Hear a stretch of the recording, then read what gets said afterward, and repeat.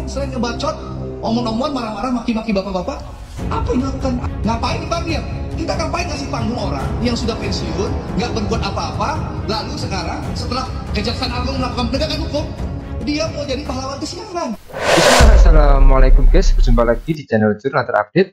Akhirnya Arjana Pitupulu pasang badan terkait Andre Rosiade yang menyebut Ahok sebagai pahlawan kesiangan dan ngebacot. Bahkan Bang Arjana Pitupulu mengatakan tidak mempermasalahkan pahlawan kesiangan, entah pahlawan kepagian, pemalaman, tak masalah, yang terpenting ada pahlawannya guys. Jadi tak perlu berlama-lama, untuk lebih jelasnya langsung saja kita simak bersama-sama video ini guys. Pahlawan itu harus ada pagi, siang, malam, sore, selalu harus ada pahlawan.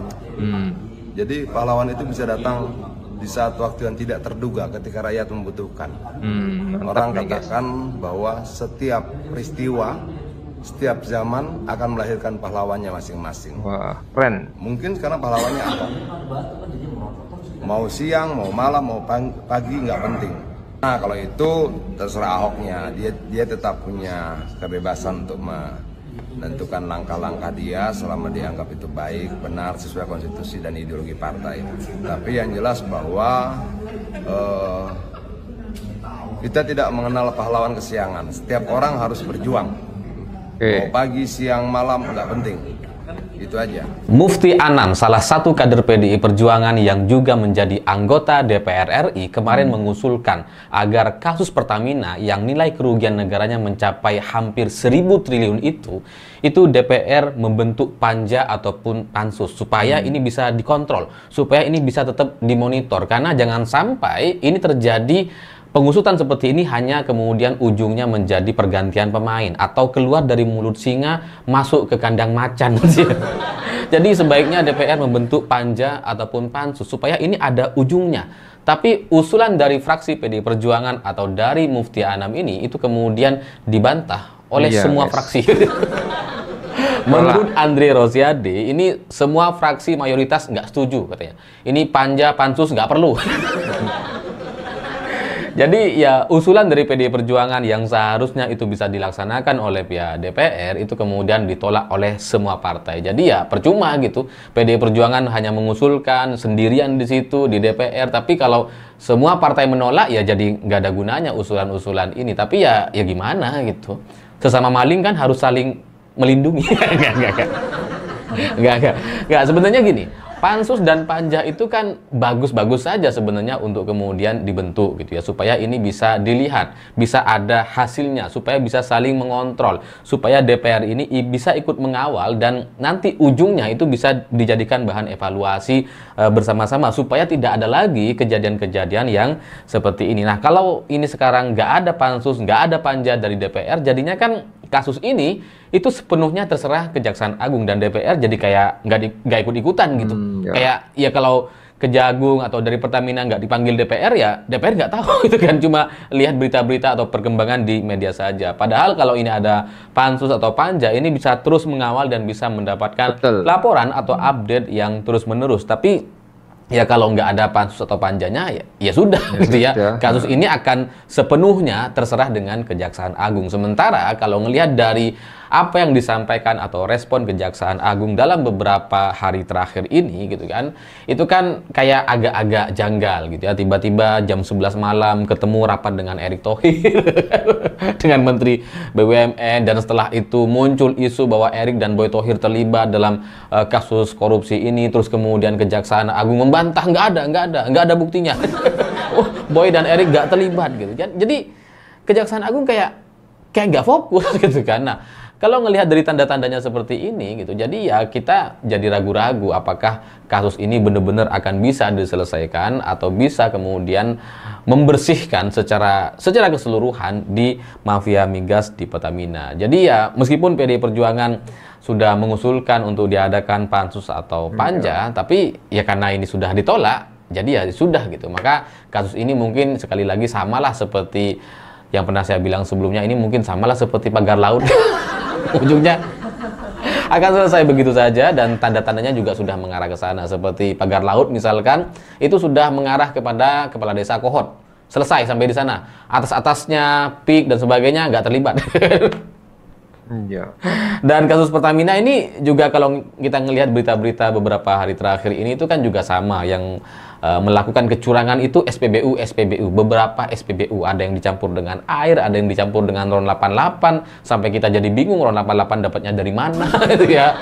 Ya karena yang bisa ngimpor kan cuma Pertamina dan gengnya gitu. Nggak bisa kemudian pihak swasta atau pribadi ngimpor RON 88 dari Singapura gitu ya. Jadi ya meskipun itu agak tidak masuk akal, tapi nampaknya yang akan ditumbalkan adalah SPBU yang ada di daerah. Dan sekali lagi, apa yang terjadi di Pertamina, kita hanya bisa berharap atau menunggu apa yang akan dilakukan oleh Kejaksaan Agung hari ini dan selanjutnya.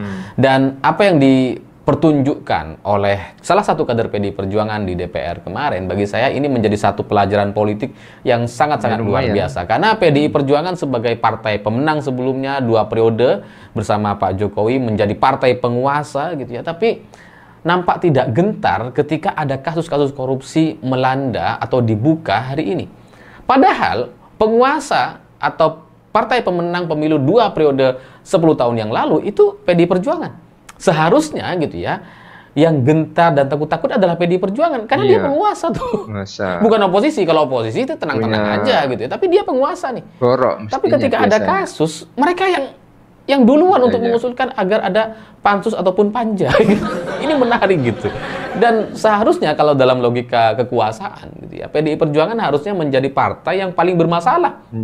Ketika ada kasus-kasus korupsi diungkap hari ini, seperti misalkan judi online, kemudian Pertamina, logika kekuasaan seharusnya itu mengarah kepada partai PDI Perjuangan. Seharusnya gitu ya. Tapi ternyata enggak. Ternyata yang bermain-main di sekitar sini adalah orang-orang luar, dan kemudian ya mungkin adalah orang-orang yang ada di sekeliling presiden waktu itu. Jadinya PDI Perjuangan santai-santai saja dan kemudian mau mengungkap ini atau menyelesaikan secara keseluruhan. Tapi kalau ini sekarang kemudian juga coba diarahkan kepada PDI Perjuangan gitu. Sebelumnya kan ada isu Ahok terlibat, Hasto terlibat dan sebagainya. Ya itu cuma bagian dari dinamika atau buzzer-buzzer kakak pembina yang tidak bisa diarahkan gitu ya. Ya akhirnya kasus Pertamina ini mungkin ujungnya nanti ya akan berakhir begitu saja dan tidak ada tersangka baru yang muncul setelah ini, dan cukup dengan 9 orang tadi yang sudah menjadi tersangka, maka setelah itu ya selesai. Dan PDI Perjuangan bagi saya ini menjadi satu contoh gitu ya, karena sebagai partai pemenang dan kemudian di Pertamina juga ada kadernya yang menjadi komisaris utama waktu itu yakni Ahok gitu ya.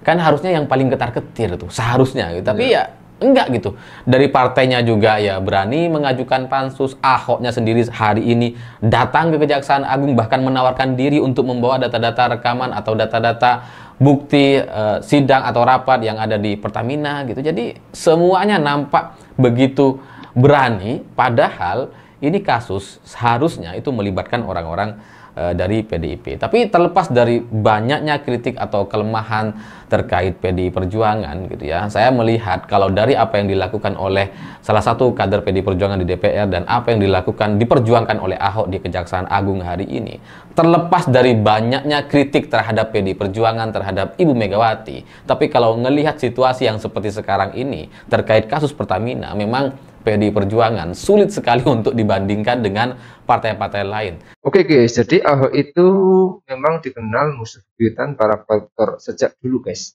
Maka ketika dia bicara, seisi Indonesia itu selalu heboh. Ada yang tepuk tangan, mungkin itu rakyat yang selama ini yang mungkin dirugikan oleh para koruptor-koruptor.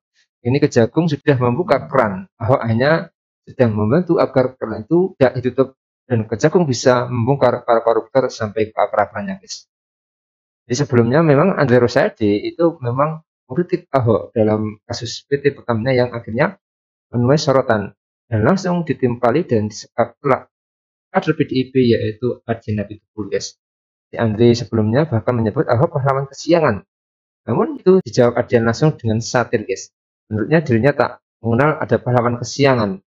Pahlawan itu harus ada pagi, siang, sore, dan malam. Harus ada pahlawan, karena pahlawan harus datang di waktu yang tak terduga guys. Tentu jawaban dari Arjana Pitupulu ini sangat keren guys. Jadi seakan-akan itu jawaban yang menampar apa yang dikatakan oleh Andre Rosiade saat mengkritik Pak Ahok saat ingin mengusut tuntas kasus korupsi Pertamina, guys.